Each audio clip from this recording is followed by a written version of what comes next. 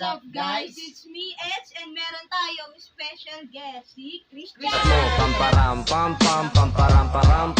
And for today's video is gagawa tayo ng Kung sa Tagalog ay ginataan, sa Bisaya ay binignit. Para makagawa tayo ng binignit, ito yung mga sangkap.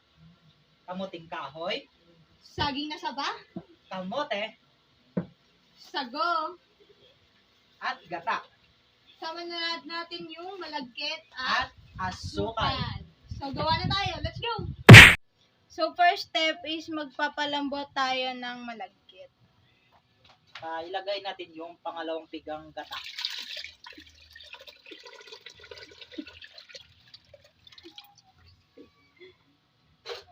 So, habang nagpapalambot tayo ng malagkit, ihihiwain natin yung mga sangkap ng maliliit.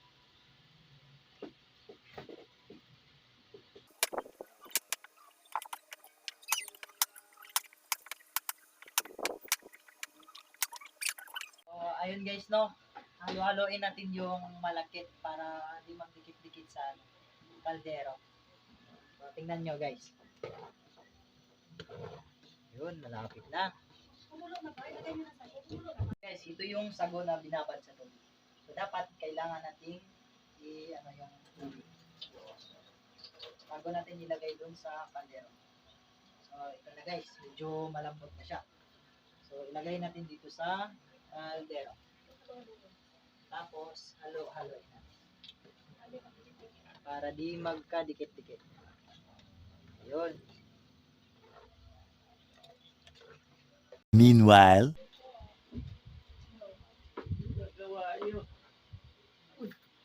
Yay! What's up, guys? Hey! Hey! Everyone, merienda time! Live ba yan? Sa vlog. Kakahiya. Dahil malambot na ang ating malagkit at sago, pwede na nating ilagay yung kamote at kamuting kahoy. Kamayin ko lang ha. Oo, sige. Naghuhugas ako kahapon eh. Kahapon pa. Siyempre. Para masarap. Nasa kamay mo yung sarap dito. Nasa kamay yung sarap eh. Oh. Tapos halu-haluin lang natin siya hanggang lumambot rin yung ating. Paikot-ikotin natin siya guys, no? Pero ikot lang sa pagluto. Hindi yung pagpaikot-ikot sa tao. Ano ka naman sana eh. Kung magpaikot. Guys, malambot na yung kamuting kahoy. So, ilagay na natin yung saging tsaka asukal. So, ito guys.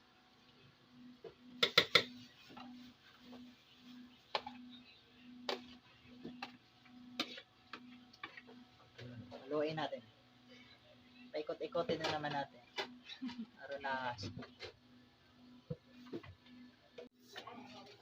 Lagay na natin yung asukal. Hatiin muna natin kasi sobrang tamis. Kagaya ng sweet. Umay pag sobrang tamis. Haluin muna natin. Tapos antayin natin kumulo para pwede natin patayin yung apoy. a few moments later. So, ito na guys yung finished product natin. Yun. So, tapos na ang ating ginataan o binignit. So, titikman na natin siya.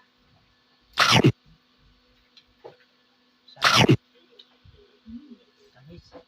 Maharap ka. Hey! What's up? Ano sa Tagalog yan? Ginataan. Hindi, ginata eh. Si Papa. Subscribe niyo na rin siya. Rock Destor. Kasi ito, kanyang. Oh guys, pangabol pala. Sa isang YouTube channel namin. Uy, Team Rescuer. Subscribe na kayo. sino nga pala pangalan ko? Rock Rescuer. Kalimutan ko na pangalan ko sa sarap. Di ba lugaw to? Baka non-essential yan. So, napakadali niya lang lutuin. So, gawa na kayo guys. Dali lang.